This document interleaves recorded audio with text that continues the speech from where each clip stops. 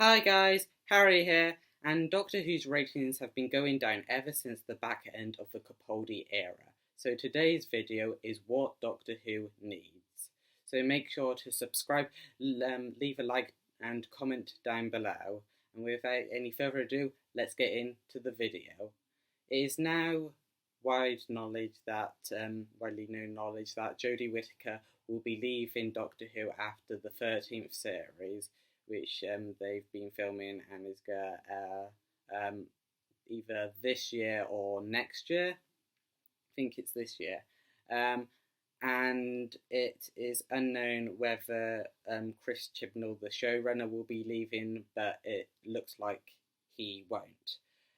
So we'll have a new Doctor.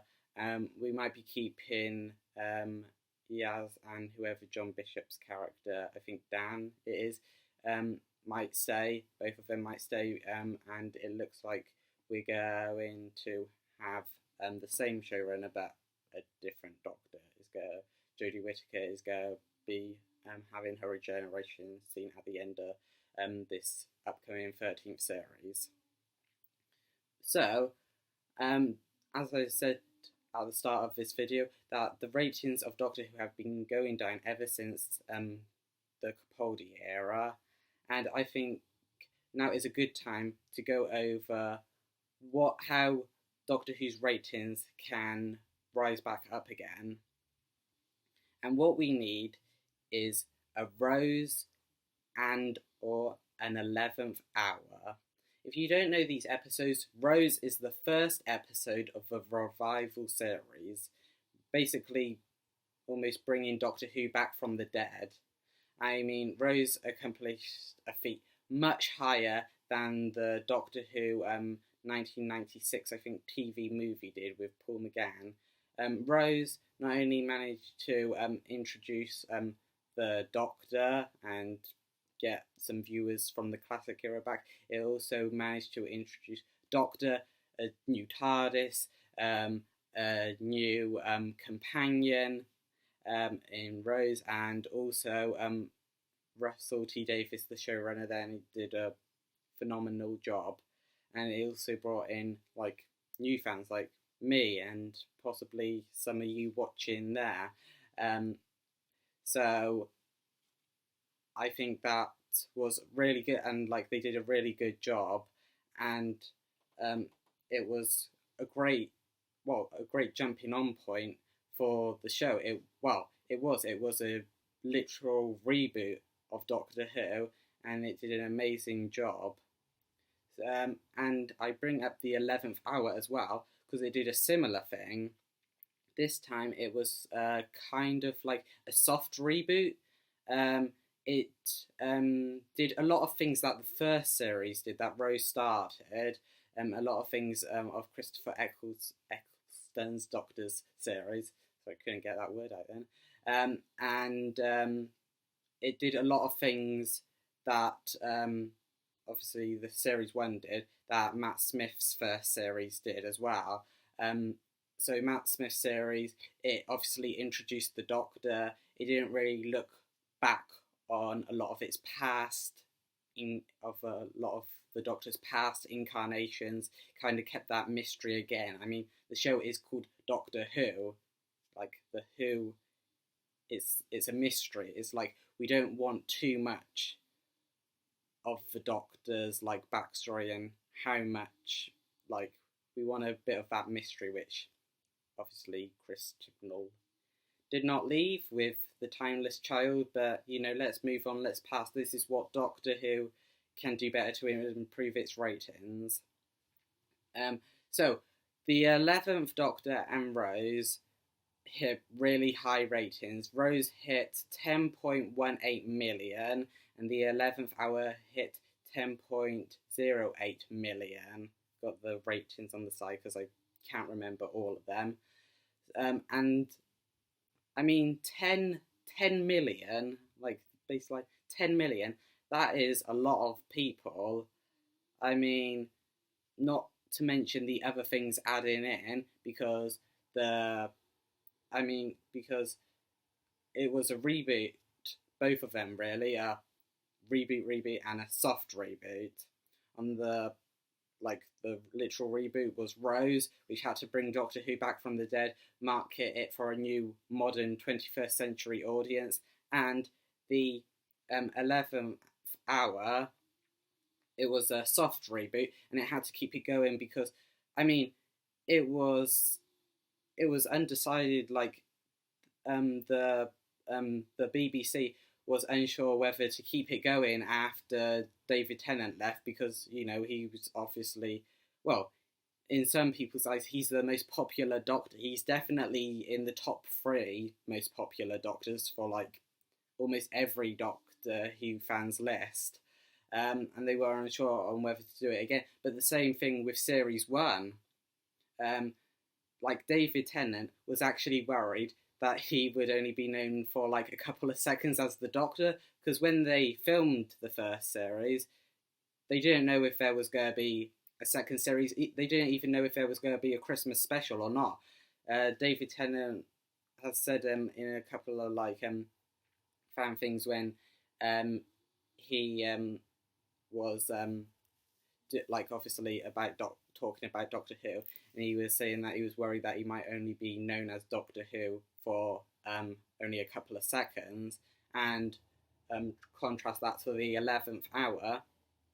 They didn't know whether to keep it going, because David Tennant said that he might stay on for the 5th series. They said, yeah, to keep that going and then roll it over and slowly hold in, so we've got a bit of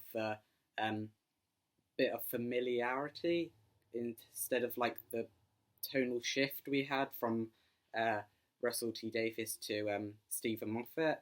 But as I said, he did a great job, him and Matt Smith. Getting 10.08 million viewers in. When people were worried, the BBC was worried it wasn't going to perform as well.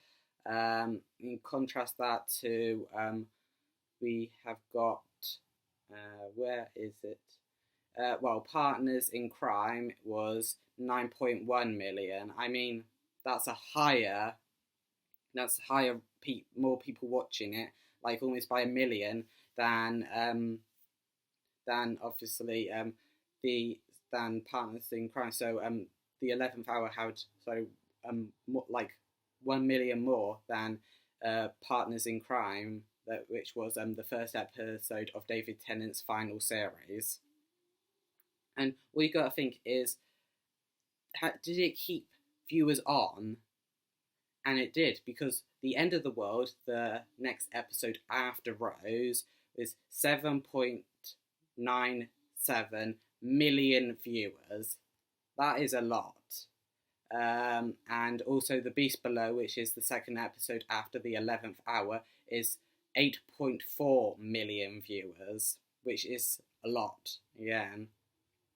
Obviously, you can see them start to go down, but they're still pretty high numbers. The last episode we had, where we had the last special, was 6.25 million. 6.25, let that sink in. Go from 10.81 million to 6.25 million. That's a drop and a half. And it's not just that special. It's been happening ever since the New Year special resolution, which was 6.96 million. That's a drop. That is a big drop. It started out good.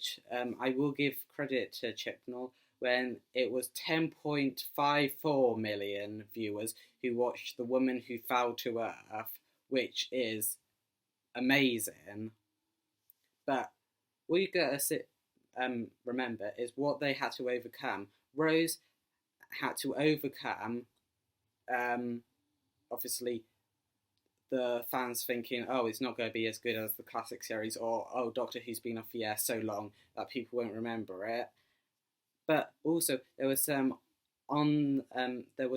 mistakes on the night that it was viewed, where Graham Norton, who is a BBC show host, if you don't know that, and his voice came over the scene where Rose is being attacked by the Ortons in the first appearance when it was first on TV. Obviously, they've taken it out of reruns on BBC iPlayer, of course, and of course when it's like reruns on TV.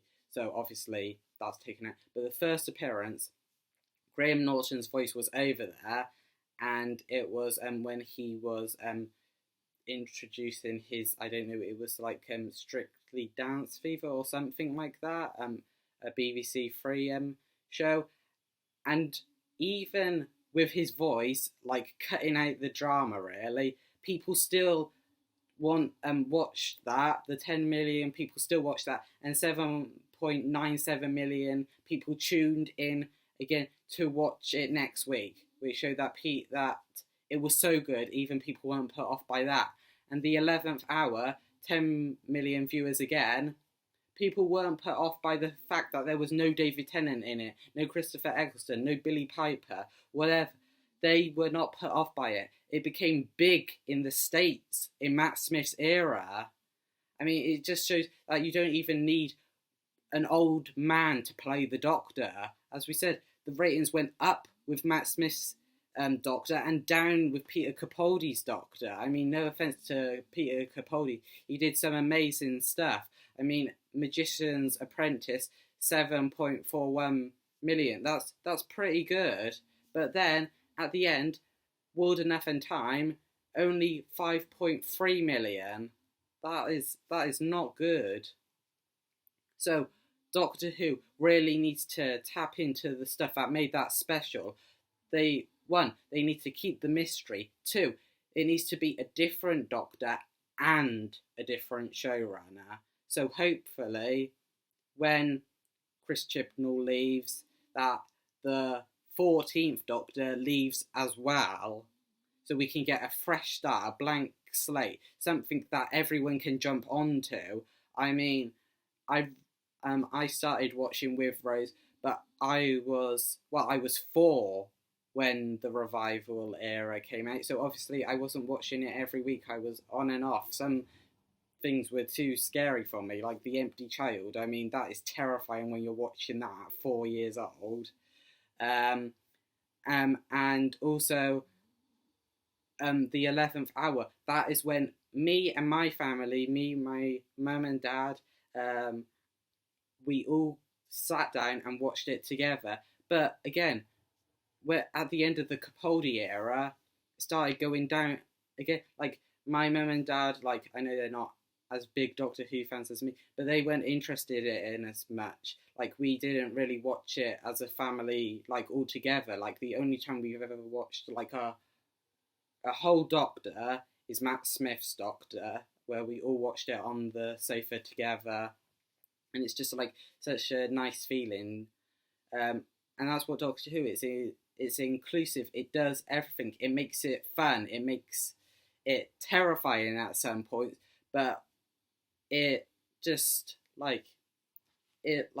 brings a good feeling. You feel like a good Doctor Who episode is something that makes you tense, but something that makes you laugh, and also something that you just like and you just want to rewatch again and again. And I think Rose and the 11th Hour does that perfectly. So that is my video. If you have anything else you think is different, or what you think I did right or wrong, let me know down in the comments below. If you like this episode, don't forget to hit the like button and subscribe as well. And thank you for watching.